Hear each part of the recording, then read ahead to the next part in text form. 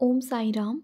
दोस्तों, आपका अपने चैनल नर्सिंग क्राइटेरिया में स्वागत है। एंड आज की वीडियो में हम fluid calculation and dose calculation के बारे में पढ़ने वाले हैं और समझने वाले हैं, क्योंकि जो आपके एग्ज़ाम्स होते हैं नर्सिंग में, उसमें जो कम्पिटिटिव एग्ज़ाम्स है उसमें एक क्वेश्चन ये डोज कैलकुलेशन या फ्लूइड कैलकुलेशन का पूछा जाता है। एक क्वेश्चन ज़रूर आता है मैक्सिमम टाइम, क्योंकि मैंने भी काफ़ी एग्ज़ाम दिए हैं तो उनमें एक क्वेश्चन ज़रूर पड़ा होता है। इसलिए ये ज़रूरी है, आपको पता होना चाहिए।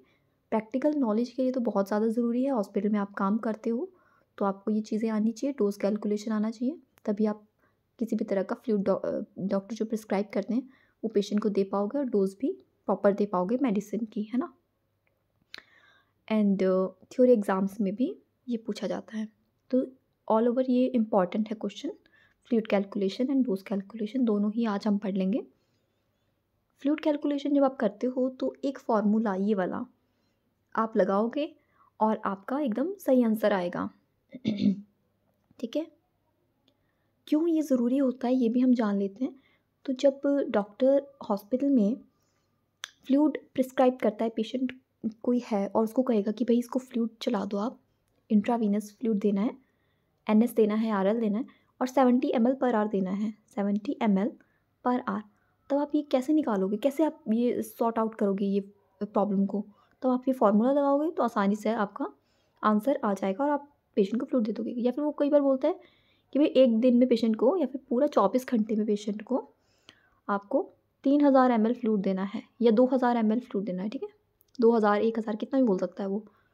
तो अगर आप फार्मूला लगाओगे ना तो आसानी से आपका आंसर आ जाएगा और पेशेंट को आप आराम से फ्लूइड एडमिनिस्टर करोगे। फार्मूला देख सकते हो स्क्रीन पे।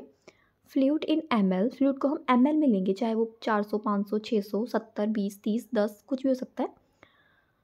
टाइम इन मिनट, टाइम को हम हमेशा मिनट में ही लेते हैं फार्मूले के हिसाब से। तो टाइम आपका मान लो टाइम है 7 घंटे और मिनट में आप कैसे निकालोगे इसको, 60 से गुना कर देना तो आपका आंसर आ जाएगा। यानी कि 700 कितना आएगा, 7 है तो 420 आपका यहाँ पर यानी आप लिख सकते हो, डिजिट आप लिख सकते हो। और ड्रॉप फैक्टर जो भी आपको पूछा है, कोई जो ड्रॉप फैक्टर होता है ना वो क्वेश्चन में पूछा ही जाता है कि 15 का, 16 का, 20 का, 60 का ड्रॉप फैक्टर पूछा जाता है। तो आप क्वेश्चन को फिर सॉल्व करोगे। टाइम इन मिनट का आपको याद रखना है, 60 से आपको उसको मल्टीप्लाई करना है, क्योंकि 60 मिनट जो होते हैं वो 1 घंटे में होते हैं।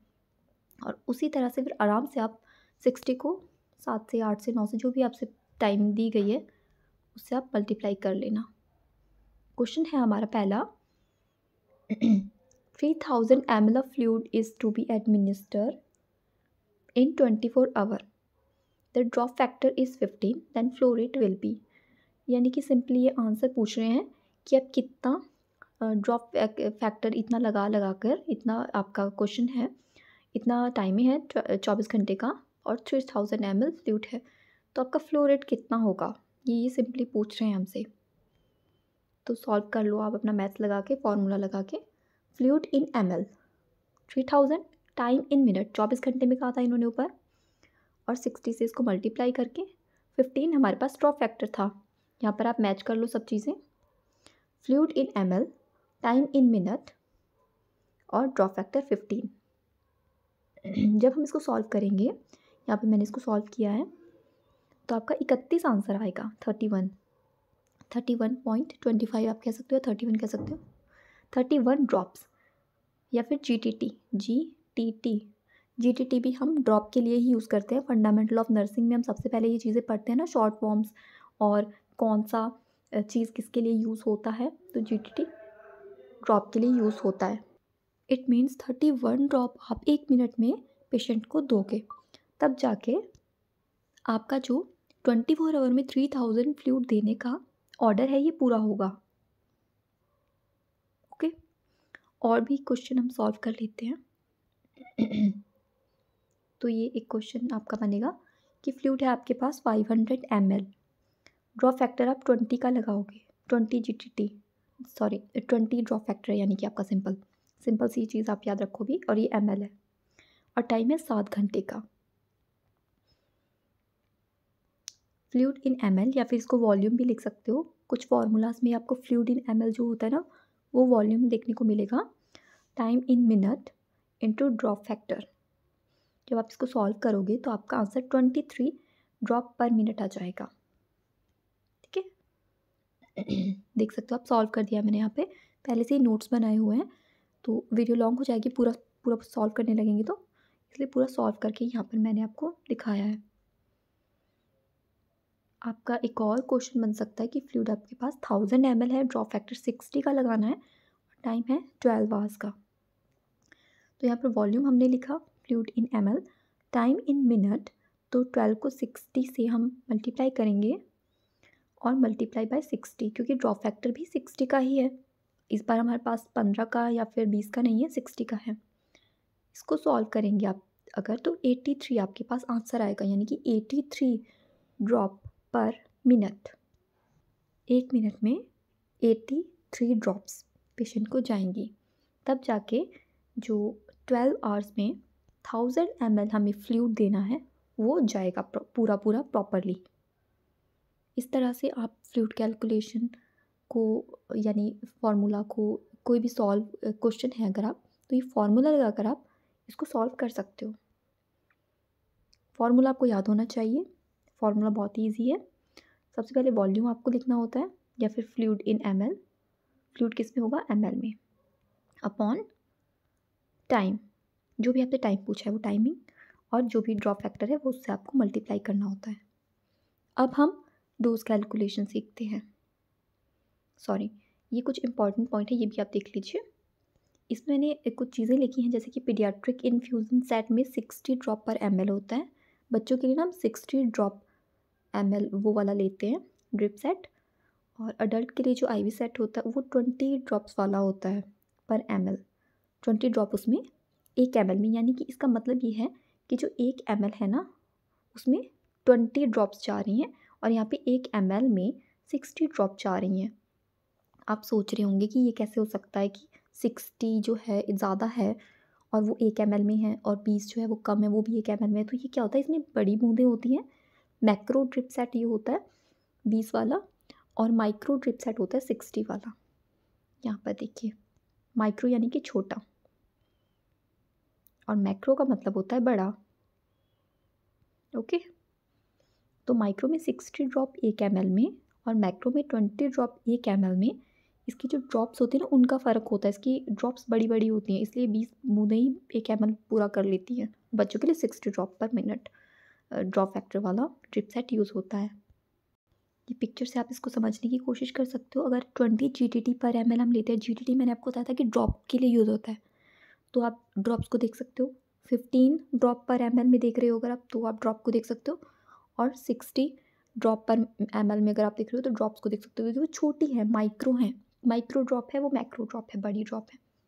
तो उस हिसाब से हम ये ड्रॉप फैक्टर यूज़ करते हैं बच्चों के लिए, पीडियाट्रिक के लिए एंड अडल्ट्स के लिए। नेक्स्ट हम डोज कैलकुलेशन सीखेंगे। तो डोज कैलकुलेशन क्यों ज़रूरी है। डोज, अभी तो हमने क्या सीखा, अभी हमने सीखा फ्लूइड का, ऊपर हमने सीखा फ्लूइड का, लेकिन अब हम ड्रग कैलकुलेशन, डोज कैलकुलेशन, यानी कि जो इंजेक्शंस होते हैं, जो टैबलेट्स होती हैं, उनकी डोज आप कैसे पेशेंट को दोगे। क्योंकि हमारे पास जो डोज होती है वो कुछ भी हो सकती है ना, कितना भी डोज हो सकती है, लेकिन जो डॉक्टर ने प्रिस्क्राइब करी है वो डोज कम भी हो सकती है, ज़्यादा भी हो सकती है।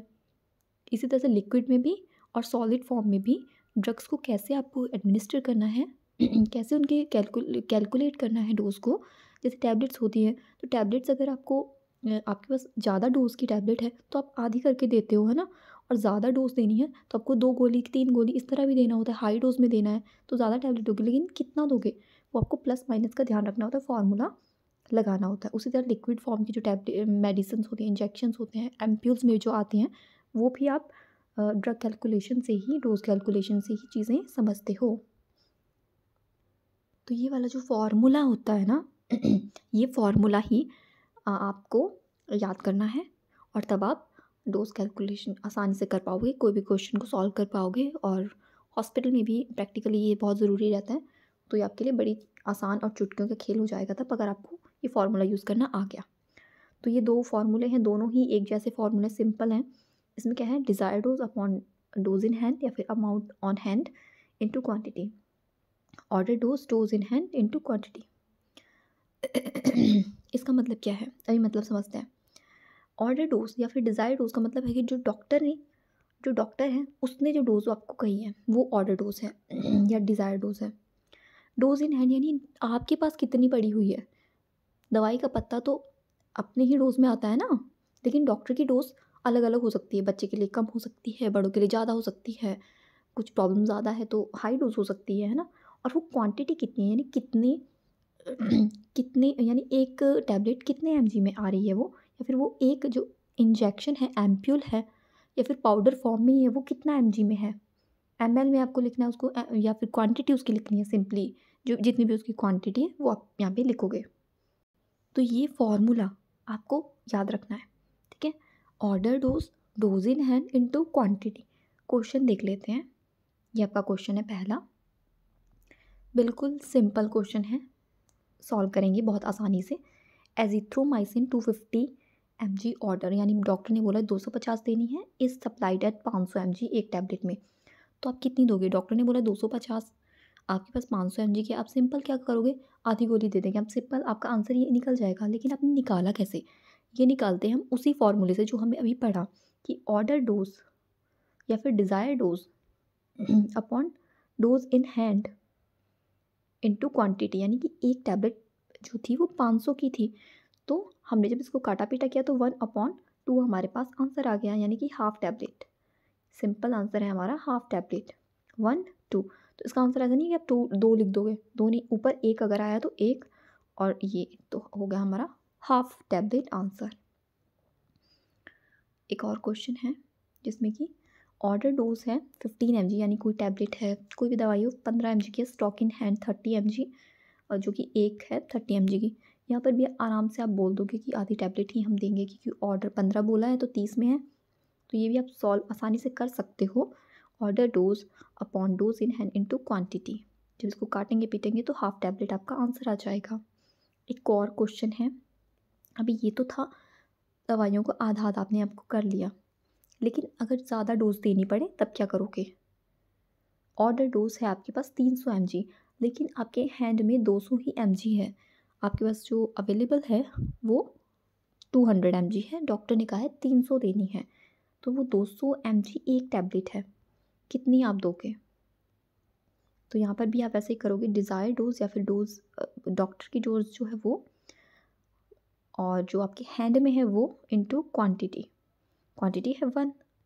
तो जब आपने इसको सॉल्व आपने किया तो आप 3 को 2 से भाग कर दो, 3 ऊपर आ गया ना, तो उसको आप डिवाइड जब करोगे तो 1.5, यानी कि 1.5 टैबलेट, एक और आधी गोली आप दोगे, ठीक है। इस तरह से इसको डिवाइड करेंगे, यहाँ पे 2 आ गया और 0 हमने निकाला, और ये 5, 1.5, यानी कि 1.5, एक और आधी गोली आपको देनी है।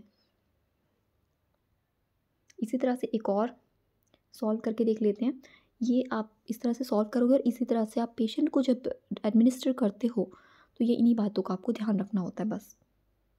ये तो सिंपल सिंपल से क्वेश्चंस है, लेकिन अगर आपको कभी मुश्किल भी आए तो इस फॉर्मूला आप लगा करके अपना आंसर निकाल सकते हो और पेशेंट को मेडिसिन या फिर इंजेक्शन एडमिनिस्टर कर सकते हो। यहाँ पर एस्प्रिन है जो कि 150 mg ऑर्डर है। ये जो भी यहाँ पर भी ऑर्डर है ना, यानी कि डॉक्टर ने इतना ही प्रिस्क्राइब किया, इतना ही देना है। On hand are tablet of 300 mg, हमारे पास 300 mg की टैबलेट है, डॉक्टर ने कहा है 150 देना है। How many tablets I do, यहाँ भी आप बोल सकते हो कि 150 प्लस 150 2 होती हैं और 300 को आधा कर लेंगे हम तो 150 होती है, तो आधी टैबलेट। सिंपल आप अगर निकालेंगे तो अपने दिमाग से निकाल लोगे ये तो आप, बट फॉर्मूला हमको लगाना है।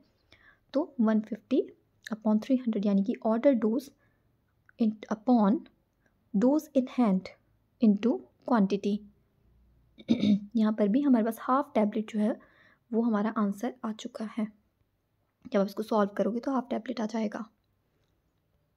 यहाँ पे एक और क्वेश्चन है, यहाँ पे the stock on hand diazepam 5 mg, how many tablets are tablet to administer if order dose in 12.5। यहाँ पर क्या है कि ऑर्डर जो है, डॉक्टर का ऑर्डर जो है वो 12.5 mg है और आपके पास 5 mg जो है वो मेडिसिन पड़ी है डाइज़ेपाम, तो आप कितना दोगे?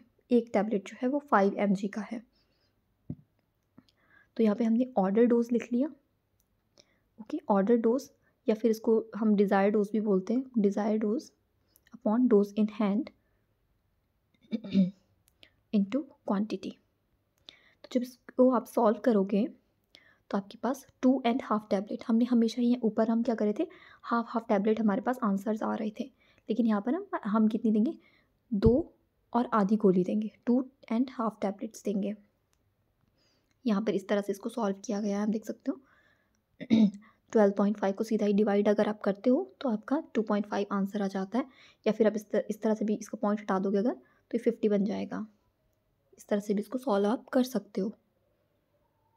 ये देखिए एक और क्वेश्चन है, यहाँ पे इंजेक्शन की बात हुई है कि एमोक्सिल है 500 mg इज़ ऑर्डर्ड, तो 500 mg तो ऑर्डर किया हुआ है, लेकिन इसकी जो सप्लाई है ये 250 mg में आता है पर 5 ml लिक्विड। ये थोड़ा सा कॉम्प्लिकेटेड सा क्वेश्चन है। ये लिक्विड में यानी कि इसकी क्वांटिटी जो है वो 111 नहीं है, इसकी क्वांटिटी हम 5 ml ले रहे हैं और 5 ml में कितना है डोज, 250 mg। 5 ml में 250 mg है, तो 1 ml में कितना हुआ, आप इसको डिवाइड करके देख सकते हो, 50 हुआ। 1 ml में 50 हुआ, 5 ml में 250 हुआ। इसको सॉल्व करेंगे तो हमारे पास जो ऑर्डर है वो 500 है, ठीक है, सप्लाई 250 की हो रही है और इसकी क्वांटिटी तो साथ में ही लिखी हुई है 5 ml। हम हमेशा ऊपर अपने आप से 111 तो लिख ही देते क्योंकि 1 ही था उसका, लेकिन जब आपको क्वांटिटी भी दी गई हो तो क्वांटिटी आपको लिखनी है, तो 5 ml। और जब हम इसको कट पिट किया तो 10 ml इसका डोज आ गया, यानी कि आपको 10 ml पेशेंट को देना है क्योंकि लिक्विड फॉर्म में है। ओके, ये लिक्विड फॉर्म में है तो ये इसका आंसर आ गया। एक और क्वेश्चन, अगर इसको थोड़ा सा और मॉडिफाई में करूँ सॉरी, इसमें थोड़ा और भी चेंजेस हो सकते हैं, क्वेश्चंस कैसे घुमा फिरा कर पूछे जाते हैं वो आप यहाँ पे देखिए कि 500 mg आपको ऑर्डर किया गया है, लेकिन इस बार जो सप्लाई है वो 250 mg पर 1 ml में है। वो 250 mg पर 5 ml था, ये 250 mg पर 1 ml में है। तो यहाँ पे क्या करेंगे, desire dose upon dose in hand into ml। तो यहाँ पे 1 हो गया, 5 की जगह 1 हो गया। अब इसको सॉल्व करेंगे तो कितना है, 2 ml, यानी कि आपको 1 ml के था, आपको 2 इंजेक्शन्स देने हैं, आपको 2 ml देना है। ओके, तो आई होप आपको ये जो वीडियो है मेरे समझाने का तरीका आपको अच्छा लगा हो। आई डोंट नो आपको समझ में आ रहा है कि नहीं आ रहा है, बट आप कमेंट करके मुझे प्लीज़ बता सकते हो। कुछ कमी आपको लगी तो भी बता सकते हो। मैंने अपनी तरफ से पूरा ट्राई किया है कि आपको समझ में आए। तो फ्रेंड्स प्लीज़ मुझे कमेंट करके ज़रूर बताना कि आपको ये जो डोज कैलकुलेशन था और फ्लूइड कैलकुलेशन था आज की वीडियो से कुछ भी समझ में आया है, तो मुझे आप प्लीज़ बताइए। वीडियो अच्छी लगी है तो लाइक इसको कर देना, ठीक है। Thank you so much for watching and Telegram पर ज्वाइन कर लेना, नर्सिंग क्राइटेरिया 2 के नाम से हमारा टेलीग्राम चैनल है। Thank you.